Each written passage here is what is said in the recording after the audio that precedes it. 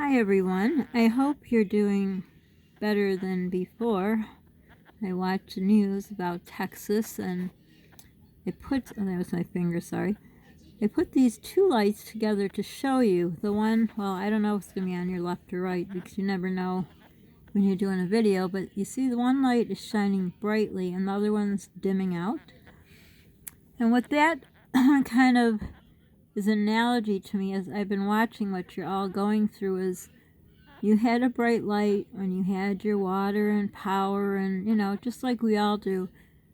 I guess people who haven't gone through this cannot understand the magnitude of it. Even, living where I do up north, where we do have snowstorms and ice storms and power outages, and I had shared a story once where we had so much rain, it came so fast that there were people in little boats. I don't know what the little boats are called, but little, like a canoe maybe? I don't know. No motor on it. And they were paddling down our street, up and down our track to see if people were okay. It was the first time ever my basement flooded. So these are things that you never imagine, like where we live, we don't. I mean, people have some, basement flooding, like we're up more on a slope, the up part of the slope. We're up, let's say, on a mountain, and the people on the back of us are on the valley. So when there's too much rain, they probably get some water. I mean, not a lot, nothing to the devastation you're seeing.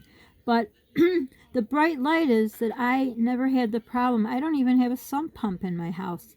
Most people do because they get, when it rains, some water. And when that happened to us and everything in my basement, the water came in so fast, and then I look outside, you can't get out. Emergency vehicles can't get in. The water is so deep. I wish I saw those pictures. Somebody took them. They're gone because I'm sure Polly would like to see things like that. He's always interested in things. But I'll never forget my neighbor coming down and seeing if we need anything. And I was going to share with you my other neighbor next door when things got better. Well, they weren't better. When you got water, it's awful damage. Awful damage. I lost a lot of pictures. I lost a whole video camera of my kids from my first marriage. Everything was in there. I lost a lot. So anyhow, my neighbor next door was cleaning her basement, and she got very sick, and I don't remember for sure, but I think she got meningitis. I remember her husband, I just saw him and the kids, and I didn't see her, and I asked, where is she? And he said she was cleaning the basement in the, over knee-deep water, and I'm pretty sure he said it was meningitis, but anyhow, so she must have had a cut somewhere, which, you never know. Like, I was doing some tonight, and I'm like, where did I get these 2 cuts on my finger? I know, if you're like me, like, I do things really fast, I wouldn't even notice if I cut myself, because I'm just, when you gotta do everything, you gotta kind of do things fast. So she got very sick. So from this water that you're being told to boil, you're being told to boil for a reason. So when you go to clean, if you have water damage, I would put some kind of boots on, protect yourselves, because you can get sick from that. And that's something that you probably don't know, because I never thought of that in my wildest dreams. And I'm a person, I always think. I'm thinking about everything, thinking about things people don't even think about, but sometimes it helps other people out and myself. So be very careful. And when you don't have water, you probably don't think about it, but you can't flush your toilet. So you take snow and you let it sit. I don't know how it would melt, but if you have an outside stove, or a lot of people probably do who can't, but you melt that and you put it in your toilet. I mean, those are things you don't think about. Who thinks about all these luxuries, which would be the brighter burning candle, which I can't move my hand because my phone will shut off. Let's see. So this is a brighter burning candle. So this is when things are good, that pretty much we're all guilty of taking water, power for granted. And then things, of course, now this got brighter because, my story isn't going to work. But anyhow, this was the not as bright light. So, the toilet is something we have. We flush. Water comes out of the faucet. The lights are on. The power, electricity, heat, or air conditioning, whatever we need. And we take it for granted. I'm sure we all do. I mean, how many people think about what would it be like? So down there, I'm sure you guys, I heard 10 years ago something like that happened. You just don't think it's going to happen. But when my son had cancer, I remember I went to a support group, excuse me, and there were a bunch of parents, and we were sitting there, and a dad stands up and he says, my child is not supposed to get cancer. It's supposed to happen to somebody else. And all of a sudden that hit me when he said that. And he says, you know what? And he pointed to her and he says, you and you and you and you and you, you're all somebody else. Your child got cancer because you're that somebody else. Like when, I don't know, I've said it before, like, oh, that happens to somebody else. Or, you can't imagine people with earthquakes and tornadoes where we are, though we've had, I guess, an earthquake, tornado, nothing like the big ones they have where they have it, but where you guys are, you probably look at the news when we have snowstorms and ice storms, and you can't imagine because it happens to somebody else, but we all are somebody else. So when things like that happen, I try to think of ways. Like I said, I've prayed since after my first marriage, when I was alone for many years with my 5 children, that I could get a generator. They have generators that you hook up in your basement, and as soon as the power goes off, it comes on. And those are the ones like they have in, I assume, grocery stores, but they have them in hospitals. But because I learned from that ice storm we had with 2 weeks out of power. So just be very careful if you have to clean up water damage, because you can get sick from that. If you have to boil water, do it. During, I can't say normal times because I don't know when normal, we'll never have the normal we had, but I can't drink tap water, so I usually try to have bottled water. But from this, try to keep bottled water because you never know when you won't have water.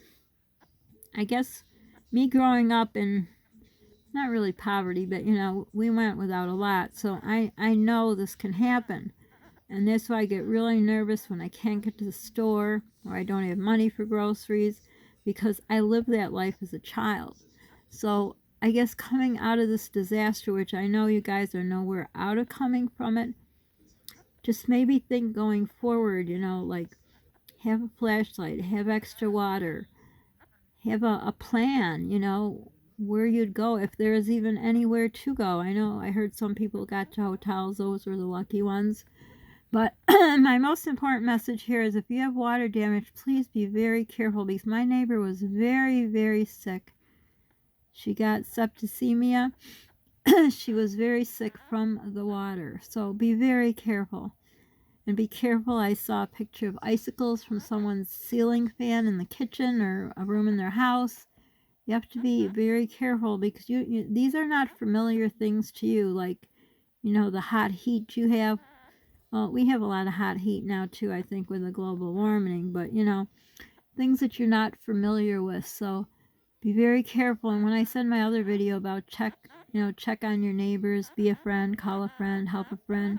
If you know any elderly people, because they may be stuck in their houses freezing, and people can freeze to death. They probably don't have water, and it's just dangerous, So just try to think of, anything you can do. I know that Melissa said that, she feels bad she can't help people. She could, get some food to them, but with the virus that's going on, it makes things even more difficult. I don't know how, here I guess they have shelters when this happens here, and of course they jam-pack people in, but, when this is going on, I don't know. I can't imagine.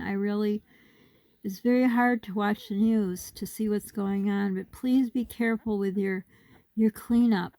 And then there's, power lines. If they're down, if there's water, don't go near any power lines. That's number one. If your power lines are on, up, like in the air, not in the air, on poles.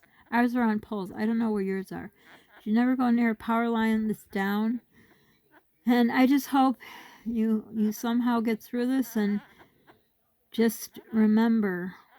And I know it's easy for us to forget, but I try to remember, because I remember when things are real bad, and I just don't want to live through that bad again. Like I said, I'm when all this is going on in Texas, I was thinking, oh my gosh, I hope we don't have this, because I lived through that twice, and it was terrible, especially when you have children and you have to worry about your child. And I just heard a story about a little boy died from being too cold from hypothermia. That's I don't know, where were his parents? Why weren't they snuggling with him? I don't get it.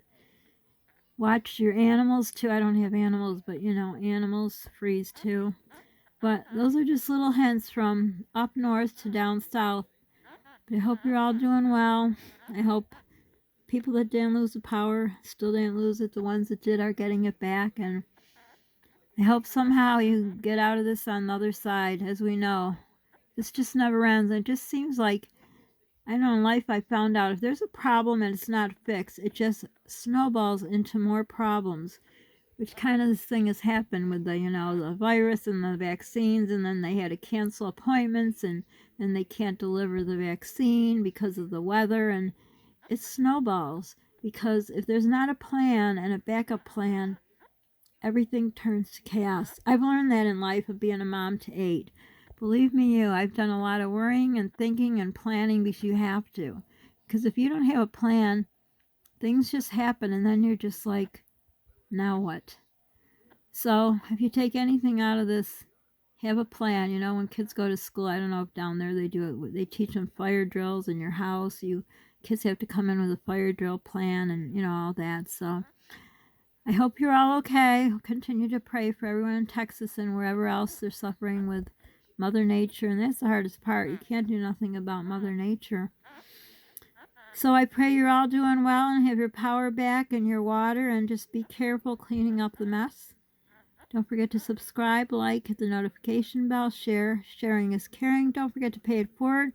Feels good in your heart, Polly's heart, and my heart. Don't forget to call a friend, help a friend, be a friend. Most important, if you know any elderly people, please check on them because they're vulnerable. And for now, I don't even know what to say. This is just so devastating for me to watch. I just hope you're all doing good. Bye.